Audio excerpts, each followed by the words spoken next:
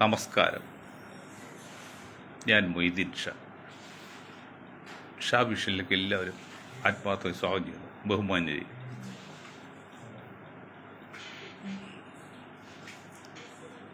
ഖത്തറിലെ ദോഹയിലെ വീണ്ടും മിസൈൽ ആക്രമണത്തെ കുറിച്ചാണ് പറയാനുള്ളത്. അതിന് മുൻപായിട്ട് ഇപ്പോൾ തൊടുപുഴയിൽ ഒരു ക്യാൻസർ രോഗി 1 കോടി രൂപ വാങ്ങിച്ച്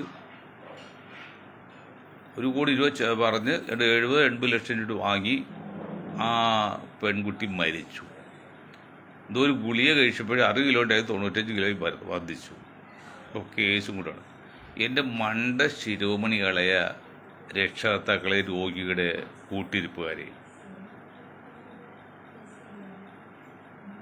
1 കോടിയൊക്കെ കൊടുത്ത്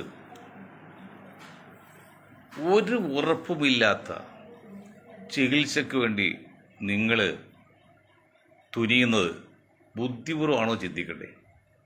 ഞാൻ വേറൊരു കാര്യം, നമ്മുടെ നയനാർജി, പി.കെ. വാസുദേവൻജി, അവരൊക്കെ ഡൽഹിയിലെ എയിംസിൽ പോയി സ്പെഷ്യൽ ചികിത്സ ആയിട്ട് അതിനാളെ ശവമായിട്ട് തിരിച്ചു വന്നത്. പക്ഷെ അതൊന്നും ചെയ്യാതിരുന്നെങ്കിലോ അവർ 1-2 വർഷം ജീവിച്ചതിനെ. ഇത് വെല്ലുവിളിയൊന്നുമല്ല പറയാണ്. നിങ്ങൾ എന്തിനാണ് 1 കോടി എടുത്ത് യാതൊരു ഉറപ്പില്ലാത്തതിന് വീട് വിറ്റ് ആ പൈസ ഉണ്ടായത് നിങ്ങൾക്ക് അടുത്ത തലമുറക്ക് ജീവിക്കാമല്ലോ മാന്യമായിട്ട്? ഉറപ്പിട്ടിയും കുഴപ്പമില്ല. ഉറപ്പ് തന്നു, എന്നിട്ട് ഉറപ്പ് കിട്ടിയോ, ആൾ മരിച്ച്, അപ്പോൾ അവർ നിങ്ങൾ കേസ് പോയിക്കോ, ഞങ്ങൾക്ക് ഉത്തരവാദിത്വമില്ലാതെ. മണ്ടന്മാരെ, ഒന്ന് ആലോചിക്കുക. മനുഷ്യജീവിതം 1 കോടിയോ 10 കോടിയോ നല്ല വില, അതൊക്കെ സമ്മതിച്ചു. പക്ഷെ ഉറപ്പില്ലാത്ത 1 കോടി മുടക്കി എന്തിനാ ജീവിതം പാഴാക്കി ആളെയും അകാലത്തിൽ കൊലപ്പെടുത്തി വീടുകാരും പട്ടിണിയാക്കുന്നത്? അതുപോലെ പാലരുവി ബസ് ട്രെയിനിൽ ഇരിങ്ങാലക്കുടി സ്റ്റോപ്പ് അനുവദിച്ചു. കൊട്ടി ഘോഷിച്ച് BJP ഉൾപ്പെടെ ടീം അവിടെ സ്വീകരണം നടത്തി. ഇരിങ്ങാലക്കുടിയിൽ നമ്മുടെ മുൻ ഗവർണറും BJP നേതാവും, അപ്പോൾ BJP തെറ്റിപ്പോയതൊക്കെ പുറത്തു പറയുന്നെങ്കിൽ BJP സ്ഥാനാർത്ഥിയാൻ സാധ്യതകൾക്കാണ്. അങ്ങനെ ഓരോ സ്ഥാനാർത്ഥിത്വത്തിൽ മത്സരിക്കുന്നവർക്ക് വേണ്ടി ഓരോ സ്ഥലത്ത് ആനുകൂല്യം കൊടുത്താൽ ഇത് എവിടെ ചെന്ന് അവസാനിക്കും? ഇത് BJP മാത്രമല്ല, ഞാൻ പറയുമ്പോൾ BJP മാത്രമേ കുറ്റം. കോൺഗ്രസ് ഭരിക്കുന്ന കാലത്ത് ഞങ്ങൾക്ക് ഡൽഹി ചെല്ലും പറയും നാഷണൽ ഹൈവേക്ക് ഏറ്റവും കൂടുതൽ വളവുള്ള കേരളത്തിലാണ്. അന്ന് കേരളത്തിലെ നേതാക്കളാണ് ഈ ആനുകൂല്യം പറ്റിയത്. വടക്കേ നേതാക്കൾ അകത്തെ വല്ല ഒറ്റ തെറ്റില്ല കൂടുതൽ ആനുകൂല്യം പറ്റാനുള്ള അവർ വിദ്യാഭ്യാസമൊന്നും അല്ലല്ലോ. അപ്പോൾ അവനവൻ്റെ വീടിൻ്റെ മുറ്റത്തൂടി ഹൈവേ വരാൻ വേണ്ടി റെക്കമെൻഡ് ചെയ്ത് വളച്ച് തിരിച്ച് ഏറ്റവും കൂടുതൽ വളവുള്ളത് കേരളത്തിലാണ്. വടക്ക് അങ്ങോട്ട് കഴിഞ്ഞപ്പോൾ അത്ര വളവില്ല. 2-3 കാര്യങ്ങൾ അവിടെ ഇഷ്ടംപോലെ സ്ഥലമുണ്ട്, മറ്റൊന്ന് ഇതുപോലെ സ്വാർത്ഥ താല്പര്യമില്ല. ഇതെന്താണത്? ഒരു ട്രെയിനൊക്കെ പാലരുവിക്ക് ഇരിങ്ങാലക്കുടി അനുവദിച്ച്, ഇനി വേറൊരു പാർട്ടി വരുമ്പോൾ വർക്കൽ അനുവദിച്ചു. അങ്ങനെ ചോദിച്ചാൽ ഈ വണ്ടി ഓടുന്നതിനൊക്കെ ഒരു ചെലവില്ലേ? അതിന് മൊത്തത്തിൽ ഒരു കമ്മിറ്റി ഉണ്ട്. ആ കമ്മിറ്റി എല്ലാ വർഷവും ആലോചിച്ചിട്ട് ആവശ്യമാണെങ്കിൽ കൊടുക്കാൻ തെറ്റുപറയല്ല. ഈ ഇലക്ഷൻ പ്രഖ്യാപിക്കാൻ അതായത് മാസങ്ങൾ ബാക്കിയുള്ളപ്പോൾ അവിടെ മത്സരിക്കുന്ന സ്ഥാനാർത്ഥിക്ക് ഒരു പിടിപള്ളിക്ക് വേണ്ടി സ്വാധീനിച്ച് അവിടെ സ്റ്റോപ്പ് അനുവദിച്ചു. അങ്ങനെ ഓരോ കാര്യങ്ങളും എന്താണ് നിങ്ങൾ മനസ്സിലാക്കുന്നത്? അതായത് നിങ്ങൾ ഒരു കാര്യം മനസ്സിലാക്കണം, ഞാൻ BJP കുറ്റം മറുപടി മാത്രം ചില തുറക്കുന്നുണ്ട്. അങ്ങനെ ഞങ്ങൾ തുറക്കുന്നില്ല. പക്ഷേ കോൺഗ്രസ് മൻമോഹൻ സിംഗ് ഭരിക്കുമ്പോൾ $110 ഉണ്ടായിരുന്ന സമയത്ത് ഇന്ധന വിലക്ക് 76 രൂപക്കാണ് പെട്രോൾ കേരളത്തിൽ കൊടുത്തത്. പരമമായ സത്യമല്ലേ, പച്ചയ സത്യമല്ലേ? അന്ന് $140 വന്ന്, $130, $140, $135 വന്ന്, $140 വന്നിട്ടുണ്ട്. ആ സമയത്താണ് 76 രൂപക്ക് പെട്രോൾ. ഇപ്പം മോഡി ഗവൺമെൻറ് വന്നപ്പോൾ അത് $65 കുറച്ചിട്ടുണ്ട്. നമ്മൾ വാങ്ങിക്കും 110. ഇതിനെതിരെ ശബ്ദിക്കാൻ ഇന്ത്യയിലെ ഏതെങ്കിലും നെറികെട്ട രാഷ്ട്രീയക്കാർ അനങ്ങുന്നുണ്ടോ? ഇതൊക്കെ പറയുമ്പോൾ എങ്ങനെ ഈ രാഷ്ട്രീയക്കാർ അന്ധമായിട്ട് വിശ്വസിക്കാൻ പറ്റും, അന്ധമായി പുകഴ്ത്താൻ പറ്റും? നമ്മുടെ MP-മാരുണ്ട്, MLA-മാരുണ്ട്, രാഷ്ട്രീയ നേതാക്കളുണ്ട്, ദേശീയ നേതാക്കളുണ്ട്. കേരളത്തിൽ പോലും ഇന്ധന വർധന അതിനെതിരെ ഒരു ചെറു വിരൽ ഈ നെറികെട്ട രാഷ്ട്രീയം. ഞാൻ ഇത് പറയുമ്പോൾ എനിക്ക് അന്ന് സപ്പോർട്ട് ചെയ്തൊക്കെ സപ്പോർട്ട് കുറച്ചോട്ടെ പോയി പണിയൊക്കുന്നത്. എനിക്ക് നിങ്ങളുടെ സപ്പോർട്ടൊന്നും ആവശ്യമൊന്നുമില്ല. ഞാൻ സത്യം പറയും, തല പോലും തെളിൻ്റെ പാടത്ത് ഗുരുകുലൂർ പറയുമ്പോൾ നമ്മൾ സത്യം പറയും. നിങ്ങൾ ആലോചിച്ച് നോക്കണോ മണ്ടന്മാരെ? $140 ഉണ്ടായത് മൻമോഹൻ സിംഗ് ഭരിക്കുമ്പോൾ. അന്ന് പെട്രോളിന് കേരളത്തിൽ 76 കൊടുത്തായിട്ട് കണക്കുണ്ട്. ഇപ്പൊ 65-64 ഇപ്പോഴാണ് 110. അതില് പിന്നെ എന്താണ് ഈ ഗ്യാസ് വില, സബ്സിഡിയിലെ വിലയും കൂട്ടി. അതിന് ബി ജെ പി ഭരിക്കുന്ന കക്ഷിയാണ് ചെയ്യാൻ പറ്റില്ല. കോൺഗ്രസും കമ്മ്യൂണിസ്റ്റും പാർട്ടി ശക്തരാണ് കേരളത്തില്. നിങ്ങൾ ഏതെങ്കിലും നെറികിട്ട കോൺഗ്രസും കമ്മ്യൂണിസ്റ്റ് നേതാക്കള് ഇന്ധന വില വർധനയെതിരെ, GSTക്കെതിരെ, GST എത്രയാണ്? 28% വരെ കൂടി. നമ്മൾ വട കഴിക്കും 5%. നമ്മൾ പഴംപൊരി വാങ്ങിക്കുകയാണെങ്കിൽ 18%. പഴംപൊരി മലയാളം കഴിക്കുന്നത്, വട കഴിക്കുന്നത് വടക്കരും ബ്രാഹ്മിൻസൊക്കെ ആണല്ലോ. അതിൽ 5%. ഒരു പഴംപൊരി കഴിക്കുമ്പോൾ അത് 18%. എന്ത് നീതി!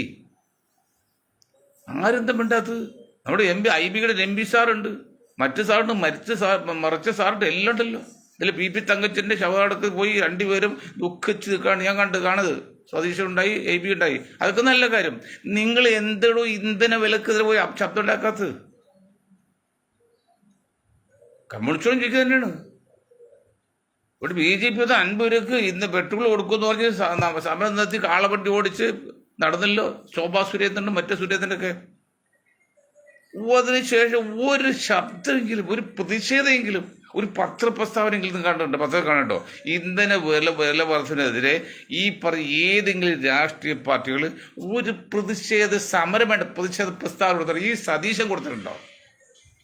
രമേശ് കൊടുത്തിട്ടുണ്ടോ? എങ്ങനെയും ഈ ന്യൂനപക്ഷങ്ങൾ 10-50 അവർ വോട്ട് കിട്ടി മുഖ്യമന്ത്രി കസേരയിൽ കയറിയിരിക്കാനുള്ള ഒരു അശാന്ത പരിശ്രമമാണ് ഈ രമേശും മറ്റ് സതീഷും കുതീഷൊക്കെ. പാർട്ടി വേണ്ടി എന്ത് ചെയ്യുന്നുണ്ട്? നിങ്ങൾ എത്ര യൂണിറ്റ് ഉണ്ടാക്കുന്നു കേരളത്തിൽ? എത്ര പേര് വോട്ടർ ലിസ്റ്റ് പേര് കേൾക്കുന്നത്? ഇവര് ബീഹാർ ചെയ്തപോലെ ഇവിടെ വരാണ്. പല വോട്ടും പോവും. ദളിതിന് വോട്ട് വിടാം, മുസ്ലിങ്ങളിൽ വോട്ടുണ്ടാവില്ല. നിങ്ങൾ അതിനെന്ത് ശബ്ദിക്കല്? ഇപ്പോൾ രാഹുൽ ഗാന്ധി ബീഹാർ ശബ്ദിച്ചിട്ട് എന്തുണ്ടായി? ഈ ശബ്ദമെല്ലാം കഴിഞ്ഞിട്ടും കിട്ടാന്ന് പറഞ്ഞത് 15 സീറ്റ് അങ്ങോട്ട് പോയതല്ലാതെ അവിടുന്ന് ഒരു സീറ്റ് കൊണ്ടാൻ പറ്റുമോ? രാഹുൽജി, ഖാർഗെജി, വേണുജി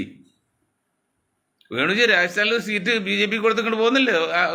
ആലപ്പുഴ മത്സരം ജയിച്ചില്ലേ? അതിന് വല്ല കാര്യമുണ്ടോ? ഞങ്ങളുടെ നിങ്ങൾക്ക് ഭരണം കിട്ടും, രാഹുൽ ഗാന്ധി പ്രധാനമന്ത്രി ആവുമെങ്കിൽ നിങ്ങൾക്ക് മന്ത്രിയാകാൻ പാടില്ല. നിങ്ങളുടെ രാജ്യസഭ മെമ്പറല്ലേ? എന്നിട്ട് 3 വർഷം തമ്മിൽ 3 വർഷം കഴിഞ്ഞ് നിങ്ങൾക്ക് വേണമെങ്കിൽ പിന്നെ ഇലക്ഷൻ വരുമ്പോൾ നിൽക്കാമല്ലോ. അല്ലെങ്കിൽ വീട് ഏത് സ്റ്റേറ്റിൽ നിന്ന് രാജ്യസഭയിൽ വിടാമല്ലോ. അതൊന്നും പറ്റില്ല. ആലപ്പുഴ വേറെ ആരും വരരുത്. എൻ്റെ അണ്ടർ മൈ കൺട്രോൾ. ഇതൊക്കെയാണ് സ്വാർത്ഥ താല്പര്യം. ഞാൻ ഒരു വേണുജിന് മാത്രം പറയല്ല, എല്ലാ ജിമാരും അതേ പറഞ്ഞത്. നീ കേരളത്തിൽ രാഷ്ട്രീയത്തിൽ ഒന്ന് പറയാം, ഈ സഖാക്കളോട് പറയാം. സഖാക്കൾ ശ്രദ്ധിച്ച് കേൾക്കാം. നിങ്ങൾ ചെയ്ത മണ്ടത്തരം കേൾക്കൂ. ഒരു രാഷ്ട്രമീമാംസയോട് നിങ്ങൾ ചോദിക്കൂ, മൊയ്തീൻ ഷഫാഖ് എന്താ കാര്യമുണ്ടെന്ന്. ഇവിടെ ഇപ്പം ഏതാണ്ട് ജനസംഖ്യയിൽ വരച്ചാൽ 50% ക്രിസ്ത്യാനികളും മുസ്ലിങ്ങളാണ്, ന്യൂനപക്ഷങ്ങളാണ്. ബാക്കി 50% അടുത്തുള്ള ഹിന്ദുക്കൾ, ദളിത് ഉൾപ്പെടെ. മൊത്തത്തിൽ ശ്രദ്ധിച്ച് കേൾക്കണം. പിണറായിജിയുടെ ചാനൽ റിസർച്ച് വിങ്ങും നിങ്ങൾക്കത് വിളിച്ചിരിക്കാന്ന് തോന്നുന്നു. ഈ 50% ഹിന്ദു സമുദായത്തിൽ ദളിത് ഉൾപ്പെടെ പറഞ്ഞു. മാർക്സിസ്റ്റ് പാർട്ടി കളിക്കുന്നത് ഹിന്ദു കാർഡ് കളിക്കുന്നു, BJP ഹിന്ദുത്വ കാർഡ് കളിക്കുന്നു. രണ്ടും പിടിച്ചെടുക്കുന്നത് ഈ 50% നിന്നാണ്. അല്ലാതെ 50% മുസ്ലിം ക്രിസ്ത്യാനികളും ഹിന്ദുവിലേക്ക് BJPയും പോകില്ല, കമ്മ്യൂണിസ്റ്റ് പോകില്ല. വളരെ കുറച്ച് ക്രിസ്ത്യാനികൾ, വളരെ കുറച്ച്, ആയിരക്കണക്ക് അല്ല കൂടുതൽ പോകില്ല. മനസ്സിലാക്കി? അത് രണ്ട് തിരിഞ്ഞ് എത്ര വരും? 30-20 20% BJP, 30% കമ്മ്യൂണിസ്റ്റ് കിട്ടുമായിരിക്കാം. ഭരിക്കാൻ പറ്റുമോ? ഇപ്പോഴത്തെ 50% കിടക്കല്ലേ. അത് ഇന്ന് ചെറിയ വ്യത്യാസം വന്ന് ക്രിസ്ത്യൻ സമുദായത്തിൽ 2-3% BJPക്ക് കിട്ടി, അല്ലെങ്കിൽ കോൺഗ്രസ് കിട്ടി, അല്ലെങ്കിൽ കമ്മ്യൂണിസ്റ്റ് കിട്ടി. ഓക്കെ, അങ്ങനെ സംഭവിക്കുമല്ലോ. പിന്നെ മുസ്ലിങ്ങളിൽ നിന്ന് ഒരു 2-3% കമ്മ്യൂണിസ്റ്റ് പാർട്ടി കിട്ടും, BJPക്ക് ഒന്നും കിട്ടില്ല, 1000 വോട്ടുകളും കിട്ടില്ല. അപ്പോൾ ഭരിക്കാൻ കിട്ടുമോ? കിട്ടില്ല. ഇതൊക്കെ അറിയാവുന്ന AK ചാനൽ റിസർച്ച് വിങ് നിങ്ങൾ എന്ത് വിളിച്ചിരിക്കുന്നത്? പരമാവധി നിങ്ങൾ മുസ്ലിം സമുദായത്തെ നിങ്ങളുടെ പാർട്ടി CPI നിന്ന് അകത്തിക്കൊണ്ടിരിക്കുകയാണ്. പരമാവധി CPIയുടെ യോഗം കഴിഞ്ഞില്ല ആലപ്പുഴയിൽ. അവിടെ ഇസ്മായിൽ വന്നത് പരാതിയൊക്കെ പറഞ്ഞു. ഇസ്മായിലൊക്കെ അഴിമതിക്കാരനും കേസൊക്കെ അടിച്ചിട്ടാണ്. വേറെ ആരും കൊണ്ടുവരണ്ടേ? 4 മന്ത്രിമാരെ വഹിക്കുമ്പോൾ ഒരു ആളെങ്കിലും ഒരു മുസ്ലിം കൊടുക്കണ്ടോ? CPI അപ്പോൾ നിങ്ങൾക്കത് മുസ്ലിങ്ങൾ വോട്ട് വേണ്ടെന്ന് പറഞ്ഞു കഴിഞ്ഞു. രണ്ട് കമ്മ്യൂണിസ്റ്റും പറഞ്ഞു കഴിഞ്ഞു. ഓക്കെ, സംഭവിച്ചു, അങ്ങനെ പോട്ടെ. നിങ്ങൾ എവിടുന്നാണ് ഈ വോട്ട് കിട്ടി ജയിക്കുന്നത്? കണക്കുകൾ വരാണ്. എനിക്കിതിൽ ഹിന്ദു മുസ്ലിം ക്രിസ്ത്യൻ പ്രശ്നമൊന്നുമില്ല. ഞാൻ സർവസ്വ എല്ലാം ചെയ്യിക്കുന്ന. പക്ഷെ യാഥാർത്ഥ്യം പറയണം. എന്ത് നിങ്ങൾ പറയുന്നറിയോ? എങ്ങനെയെങ്കിലും വരുന്ന അസംബ്ലി ഇലക്ഷനിൽ UDF ജയിപ്പിച്ച് LDF നിലനിർത്താനുള്ള പരിപാടി ഞങ്ങളുടെ ഗ്യാങ്ങിനുണ്ട്. അത് വലിയൊരു ടാസ്ക്കാണ്, അറിഞ്ഞുകൊണ്ട് തന്നെയാണ്. UDF ഇപ്രാവശ്യം ജയിപ്പിച്ചെടുക്കാനുള്ള അത്ര ഈശൊന്നുമില്ല. പിന്നെ നമ്മുടെ സതീശൻജി പറഞ്ഞ് 110 സീറ്റ് ജയിക്കില്ലെങ്കിൽ ഞാൻ രാജിവെക്കൽ നാട് വിട്ടു എന്നൊക്കെ പറഞ്ഞു. അതൊക്കെ പറച്ചിൽ ആർക്കും പറയണോ? 100 ഗ്രാം പഞ്ചസാര എന്ന് പറഞ്ഞാൽ 1 ഗ്രാം പഞ്ചസാര ആവില്ല. 1 ഗ്രാം പഞ്ചസാരക്ക് 1 ഗ്രാം പഞ്ചസാര ഉണ്ടോ? അതുപോലെ ആ പ്രസ്താവന കൊടുക്കും വെല്ലുവിളിക്ക് ആർക്കും ചെയ്യാം, ഏത് തെണ്ടികൾക്കും ചെയ്യാം. ആരോട് ചോദിച്ചോ? ഓടികളും ചോദിച്ചോ? വെല്ലുവിളിച്ചാൽ ഇല്ല. വോട്ട് നോക്കണ്ടേ? വോട്ടിൽ പാറ്റേൺ നോക്കണ്ടേ? ഞാനിത് തുറന്ന് പറയുമ്പോഴേ പല കമ്മ്യൂണിസ്റ്റ് അനുഭാവികളും പല കോൺഗ്രസ് അനുഭാവികളൊക്കെ എനിക്ക് വോട്ട് ചെയ്തവരൊക്കെ ഇവർ ഈ ചാനൽ ഓർജറൊക്കെ കുറച്ചിട്ടുണ്ട്. പക്ഷേ ഐ എം നോട്ട് വെറിയഡ്. എനിക്ക് വെറിയതൊന്നുമില്ല. കാരണം ഞാൻ ഇതിൻ്റെ പേരിൽ ഇപ്പോൾ നാളെ MLA ആകാനോ അല്ലെങ്കിൽ പഞ്ചായത്ത് മെമ്പറാകുമ്പോൾ താല്പര്യമില്ല. അവന് എനിക്ക് കുഴപ്പമില്ല. പക്ഷെ ദീർഘവീക്ഷണമുള്ള ഞങ്ങളുടെ ഗ്യാങ്ങിന് LDF നിലനിർത്താൻ വേണ്ടി നിങ്ങൾക്ക് എന്ത് ചെയ്യണം? UDF ജയിക്കണം. ആ ഒരു താല്പര്യമുണ്ട്. അതൊരു ആഴത്തിലുള്ള ദീർഘമായ വിലയിരുത്തലാണ്, തൽക്കാലാഭമല്ല.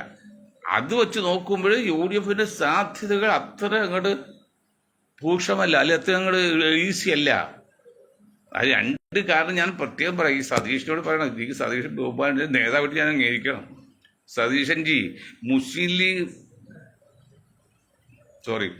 മുസ്ലിം ലീഗ് ഇല്ലാത്തൊരു ഭരണം വരാൻ വേണ്ടി പരമാവധി ശ്രമിക്കുന്ന ചില ശക്തിയാഭിങ്ങൾ നിങ്ങൾ സതീശൻജി മനസ്സിലാക്കണം, രമേശ്ജി മനസ്സിലാക്കണം, വേണുജി മനസ്സിലാക്കണം. മുസ്ലിം ലീഗാണ് നിങ്ങളുടെ പ്രധാന കക്ഷി. ആ മുസ്ലിം ലീഗ് ഇല്ലാത്തൊരു ഭരണം കേരളത്തിൽ വേണമെന്ന് ശ്രമിക്കുന്ന ഒരുപടി ശക്തമായ വേരുള്ള ആൾക്കാരുണ്ട്, ടീമുണ്ട്. അതൊരു പോയിന്റ്. അനദർ പോയിന്റ്, എങ്ങനെയെങ്കിലും ഇത്തവണ LDF അധികാരത്തിൽ കയറുമ്പോൾ ചിന്തിക്കുന്ന ഒരുപടി ശക്തമായുണ്ട്. ഈ രണ്ട് വിങ്ങിന്റെ ഇടയിൽ കിടന്നാണ് കേന്ദ്രത്തിലും കേരളത്തിലും ഭരണമില്ലാത്ത നിങ്ങൾ ഈസിയായിട്ട് കിട്ടുമെന്നിരിക്കുന്നത്. തങ്കച്ച സാറിന്റെ ശവത്തിന്റെ അടുത്ത് നിന്നിട്ട് നിങ്ങൾക്ക് മൗനം നിന്ന് നിൽക്കുക, അതിനൊന്നും ചെലവില്ല.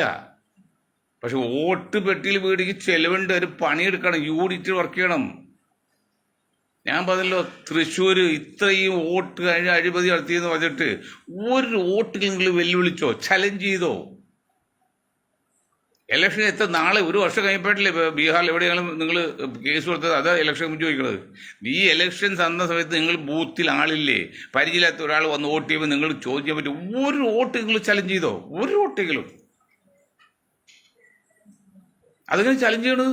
ഇന്നലെ ഞാൻ പറഞ്ഞില്ലേ, കേരളത്തിൽ അറിയപ്പെടുന്നൊരു മുസ്ലിം നേതാവ്, വലിയ പണക്കാരൻ, അത്യാവശ്യം സംസാരിക്കാൻ അറിയുന്ന ആള്, രാഷ്ട്രീയ പാരമ്പര്യങ്ങളാണ് അദ്ദേഹം. ആം ആദ്മി പാർട്ടിയുടെ working president ചാർജേറ്റ്. Aam Aadmi party ആരാണ്?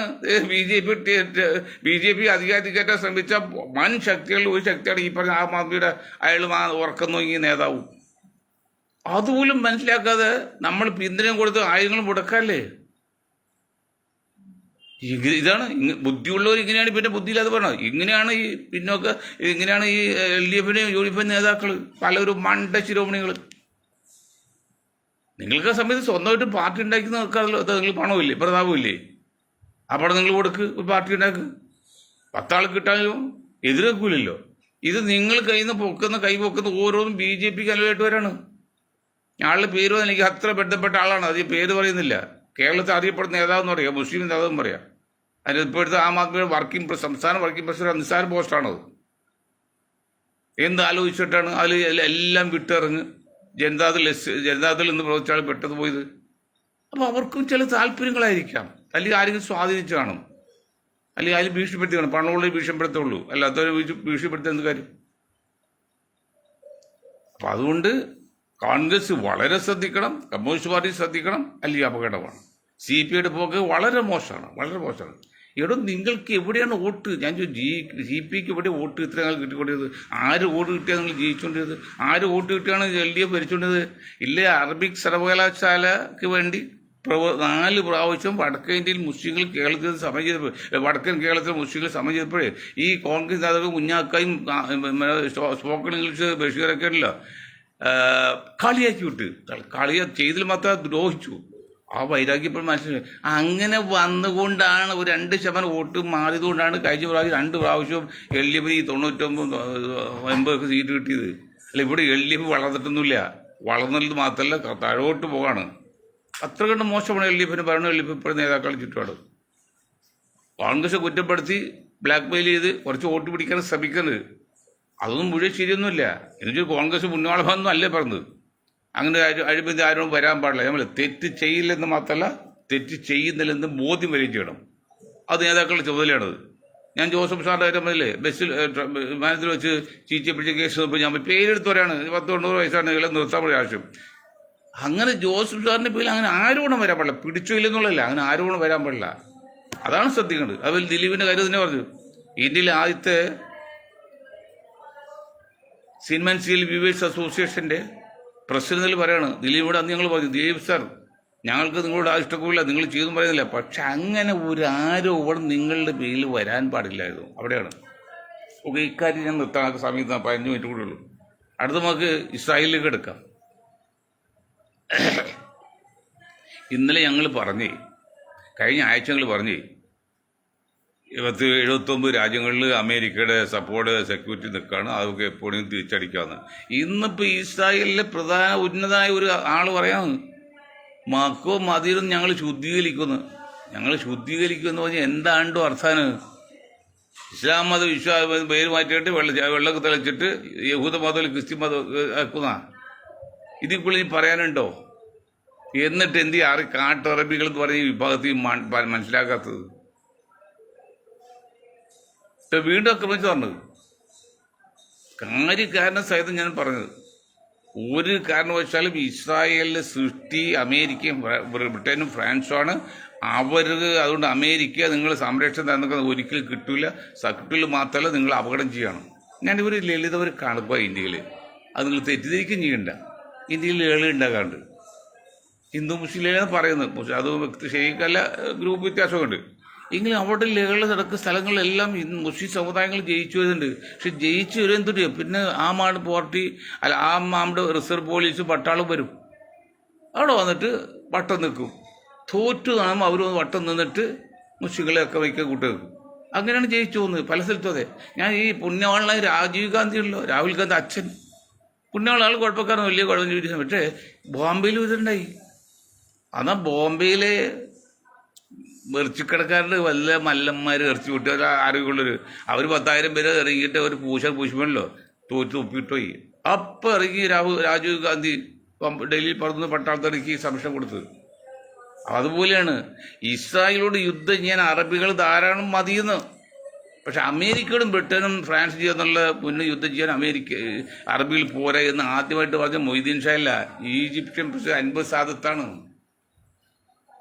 ഒറ്റ ദിവസം രാത്രി കൊണ്ട് യുദ്ധം തുടങ്ങുമ്പോയിട്ട് തന്നെ ഈജിപ്തിലെ സർവ്വ വിമാനത്താവളം തെളിഞ്ഞില്ലേ. ആ ഒരു തടവ് പാകിസ്ഥാൻ ഇന്ത്യയിൽ ഉപയോഗിക്കാൻ നോക്കി. പക്ഷേ ഇന്ത്യയിലെ പട്ടാളക്കാർ ബുദ്ധിയുള്ളതായിട്ട് അവർ ആ സമയത്തിന് മുന്നേ തന്നെ എല്ലാ പട്ടാളത്തിൻ്റെ ബാരക്കിൽ നിന്ന് വിമാനത്തിൻ്റെ ബാഗ് മാറ്റി ഒളിയിലിട്ട് അവർ ചെയ്തു. പക്ഷെ ഒന്നും പറ്റിയില്ല, കാരണം സാധനം ഇവിടെ ഇല്ല. നമുക്ക് നമ്മുടെ പട്ടാളത്തിൽ കാണാൻ കഴിവുണ്ടായത്, ബുദ്ധി ഉണ്ടായിരുന്നു. പക്ഷേ ഇത് ഈജിപ്ഷ്യൻ പട്ടാളത്തിൽ നിന്ന് അത് കണ്ടില്ല. അത് ഈ കുത്തിപ്പോക്കി വലിയ മതത്തിൻ്റെ പേര് പറഞ്ഞ് അള്ളാഹിൻ്റെ കൊണ്ടുള്ള വീടിൻ്റെ പേര് പറഞ്ഞിട്ട് അവരെന്തിനെ ഭാഗമാണ്. അവർ അള്ളാഹു എല്ലാം തികഞ്ഞാണ്. മുഹമ്മദ് നബിക്ക് തന്ത്രത്തിൻ്റെ ആചാരമാണ്. നിങ്ങൾക്ക് കിട്ടിയില്ല. കിട്ടിയിരുന്നെങ്കിൽ നിങ്ങൾ അമേരിക്കയെ സുരക്ഷ ഏൽപ്പിക്കുമോ? ഞമ്മല്ലേ 13,000-15,000 പേരൊക്കെ ഇത് തിന്ന് സൂചിച്ച് പെണ്ണ് പിടിച്ച് നടക്കുകയാണ്. അല്ല, എല്ലാ ചെലവും അറബിയാണ്. അവിടെ പാവപ്പെട്ട് കഴിക്കേണ്ടാണ്. അവിടെ കിട്ടും ടാക്സ്, എണ്ണയിൽ കിട്ടും പണം എവർക്ക് കൊടുക്കാണ് ഇതിനായിട്ട്. അങ്ങോട്ട് ചെല്ലാൻ പോലും പറ്റില്ല. അത് സൗദി അറേബ്യ. സൗദി അറേബ്യയിൽ അമേരിക്കൻ പട്ടാൾക്ക് കൊടുത്ത ചില മേഖലയുണ്ട്, കിലോമീറ്റർ കണക്ക്. അങ്ങോട്ട് സൗദി അറേബ്യ ഒരു ഉദ്യോഗർക്ക് പ്രവേശനമില്ല. അവിടെ എൻട്രൻസ് ഉണ്ട്, അത് ഞങ്ങോട്ട് കിടക്കാമല്ലോ. അവിടെ എണ്ണുമണി വ്യഭിചാരവും ബന്ധ്യം ഗിദ്യം ഒക്കെയാണ്. സൗദി അറേബ്യ പട്ടാളം കൊണ്ട് കിടക്കില്ല, പോലീസും കിടക്കില്ല. അവർക്ക് തീർ കൊടുത്തേക്കാം. അവരവിടെ കൂത്താടാണ്. ഇനി ഒരു ഇസ്രായേലിൽ ഇവർ അറ്റാക്ക് ചെയ്ത് ഞാൻ ശ്രമിച്ചു നോക്കുക, അറിയാം നിങ്ങൾ കൈ പൊങ്ങോ. ഈജിപ്തിലെ വിമാനങ്ങളെല്ലാം രാത്രി നശിപ്പിച്ച പോലെ എല്ലാ ഇതും ഒന്നുമില്ല. എല്ലാം ഉള്ളത് അമേരിക്കയുടെ ആണല്ലോ. നിങ്ങളുടെ കയ്യിൽ ഒന്നുമില്ലല്ലോ മണ്ടന്മാരെ.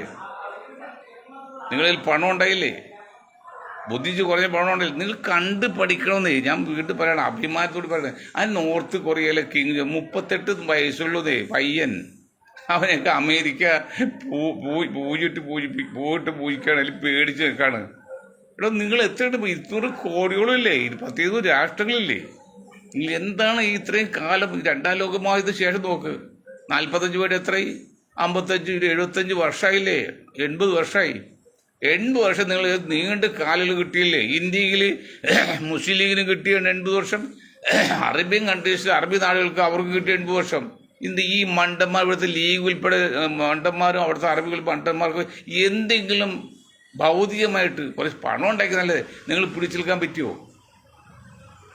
നിങ്ങൾ ആയുധം ഉണ്ടാക്കാൻ പറ്റുമോ? വല്ലതും ചെയ്തോ? അതെങ്ങനെയാ നിങ്ങൾ ആസ്വദിച്ച് കിടന്ന് പാരീസിലും ഫ്രാൻസിലും ന്യൂയോർക്കിലൊക്കെ പോയി പെണ്ണ് പിടിച്ചും വെള്ളം അടിച്ചു കൊടുത്ത് വില കൂടി മദ്യം കഴിച്ചു കൊടുക്കും. അമേരിക്ക ഏൽപ്പിച്ച്, കാവലേൽപ്പിച്ചു. അവരെന്ത് ചെയ്ത് തകർത്ത് കളഞ്ഞില്ലേ? ഇതാണ് പറയുന്നത്. സൗദി അറേബ്യയിലെ അല്ലെങ്കിൽ അറബ് രാജ്യങ്ങളിൽ പറയുന്നത് നിങ്ങൾക്ക് ഞാൻ പറഞ്ഞ ഈ AK ചാനൽ റിസർച്ച് വിങ്ങൾ പോലെ നിങ്ങൾക്ക് ലോകത്ത് പണം നിങ്ങളുടെ കയ്യിലുണ്ടല്ലോ. ലോക ബുദ്ധിയന്മാരെ ടീം ഉണ്ടാക്കിയിട്ട് നിങ്ങൾ റിസർച്ച് വിങ് ഉണ്ടാക്കാൻ പാടില്ല. ഈ സമുദായം അല്ലെങ്കിൽ ഈ രാജ്യങ്ങൾ എങ്ങനെ രക്ഷപ്പെടാമെന്ന്, എങ്ങനെ സുരക്ഷിതമാക്കാമെന്ന്. ഇപ്പൊ വേറൊരു കാര്യമുണ്ട്, സൗദി അറേബ്യയിലെ പുതിയ രാജകുമാരൻ അത്ര ക്ലിയറൊന്നുമല്ല. പുള്ളി കുറെ കാര്യങ്ങളൊക്കെ ഇസ്ലാമിക വിരുദ്ധമായിട്ട് വരുന്നെങ്കിൽ പോലും കുറച്ച് ഭാവനയുള്ള ആളാണ് പുള്ളി. 10-30 വർഷത്തെ ശേഷം കണ്ട് ശ്രമിക്കുന്നത്. ഇതൊക്കെ കണ്ടു കഴിഞ്ഞാൽ ഈ അമേരിക്ക പറ്റുന്നില്ല, ദഹിക്കുന്നില്ല. ലോകത്തെ ഏറ്റവും വലിയ വിമാനത്താവളം ദുബായിലാണ്. ഇപ്പൊ സൗദി അറേബ്യയിലാണ്, അടുത്ത് ദുബായ് തീരാൻ പോണ്. ഏറ്റവും വലിയ ബിൽഡിങ്ങുകൾ ദുബായിലാണ്. ഇതൊക്കെ അമേരിക്ക പറ്റുമോ? ഇന്ത്യയെ സംബന്ധിച്ച് ഞാൻ പറഞ്ഞില്ലേ, ഇന്ത്യയിലെ എല്ലാ ഉന്നതയിലും വടക്കേന്ത്യയും ബ്രാഹ്മണനെ പറ്റുള്ളൂ, മറ്റാരും പറ്റില്ല. തെക്കേന്ത്യയും ബ്രാഹ്മണൻ എന്നാലും പോയില്ല. അതുപോലെ അമേരിക്കയെ സംബന്ധിച്ച് എല്ലാം അവൻ നിൽക്കണം. ആരെങ്കിലും മുൻപിട്ടുണ്ടെന്ന് അവനെ തകർത്ത് കളി. അതുപോലെ ബുദ്ധിമോശം കാണിക്കുന്ന കുറേ അറബി നേതാക്കൾ. സദ്ദാം ഹുസൈൻ്റെ പറഞ്ഞില്ലേ, സദ്ദാം ഹുസൈനൊക്കെ അമേരിക്കയുടെ പരസ്യമായിട്ട് അടിച്ച് സ്വയം നശിച്ചു പോകല്ലാതെ വല്ല കാര്യമുണ്ടോ?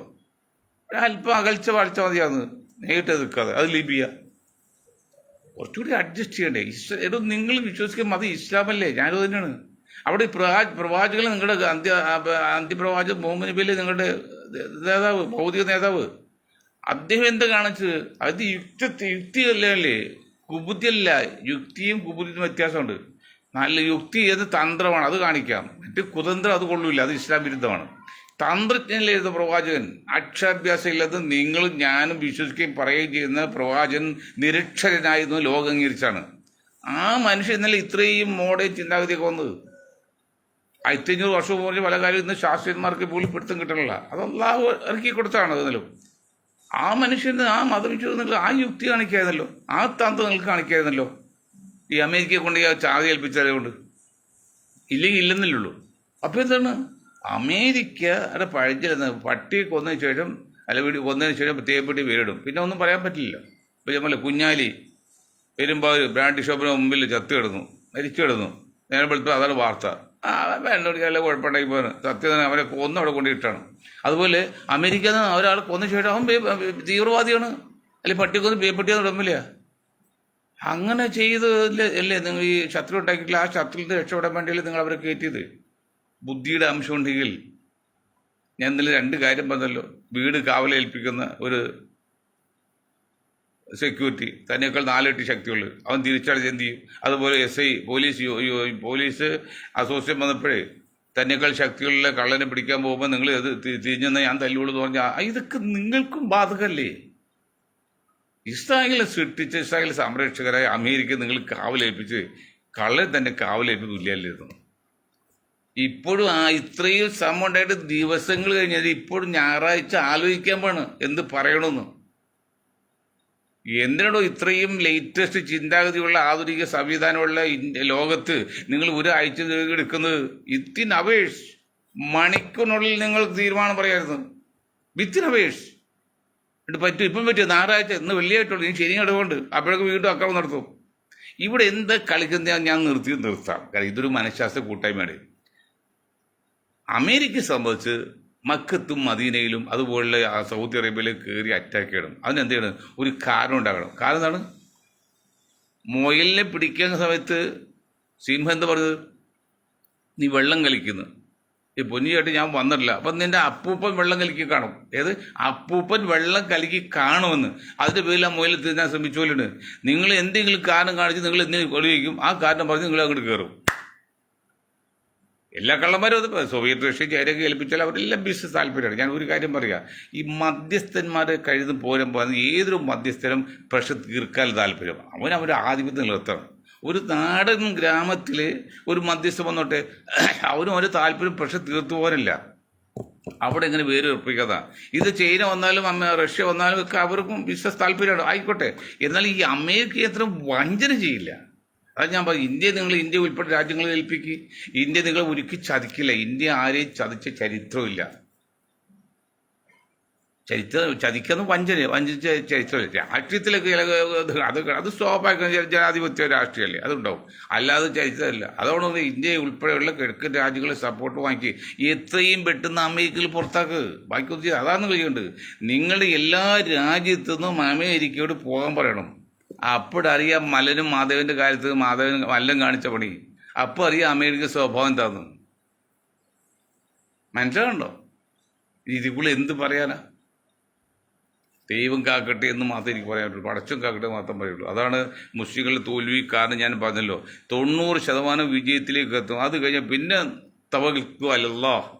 അള്ളാഹ് വിധിച്ചോലെ 90 ഒന്നിൽ പോലും അള്ളാഹ് വിധിച്ചോലെ നടക്കും. ശാസ്ത്രം കുഴപ്പമില്ല, അതൊരു വിശ്വാസമാണ്. പക്ഷെ നിങ്ങൾ 100% കഴിയുന്നവരെ നിങ്ങൾ ആ തവക്കൽത്ത് ഏൽപ്പിച്ച് മാറി വെക്കരുത്. 100% കഴിഞ്ഞ് വിജയത്തിലെത്തി വിജയക്കൂടി പാലിച്ച ശേഷമേ തവക്കൽത്തു അലല്ലാഹ് എന്ന് മാറി വെക്കാവുള്ളൂ. അതുവരെ നിങ്ങൾ പ്രവർത്തിക്കണം. ഖുർആൻ പറയുന്നില്ലേടോ, നിങ്ങൾക്ക് വേണ്ടി നിങ്ങൾ പ്രവർത്തിക്കാത്ത കാലം എന്നിൽ നിന്നൊരു സഹായം പ്രതീക്ഷിച്ചത്. ഖുർആൻ പറയുന്നു, അള്ളാഹുവിൻ്റെ വചനമാണത്. അപ്പോൾ നമുക്ക് വേണ്ടി നമ്മൾ തന്നെ പ്രവർത്തിക്കണം. അല്ല അള്ളാഹുവിനെ കൂട്ടുപിടിച്ചിട്ട് കാര്യമില്ല. നിങ്ങൾ ചെയ്താൽ അള്ളാഹുവിനകത്ത് കിട്ടും. അള്ളാഹു സഹായിക്കുക. നിങ്ങൾക്ക് വേണ്ടി നിങ്ങൾ പ്രവർത്തിക്കാത്ത അത്രയും കാലം എൻ്റെ അനുഗ്രഹം അല്ലെങ്കിൽ സപ്പോർട്ട് കിട്ടും വിചാരിക്കട്ടെ. അത് ഖുർആനിൽ പറഞ്ഞതാണ്. ഞാൻ മനസ്സിലാക്കിയത് തെറ്റു നിങ്ങൾ തിരുത്താം.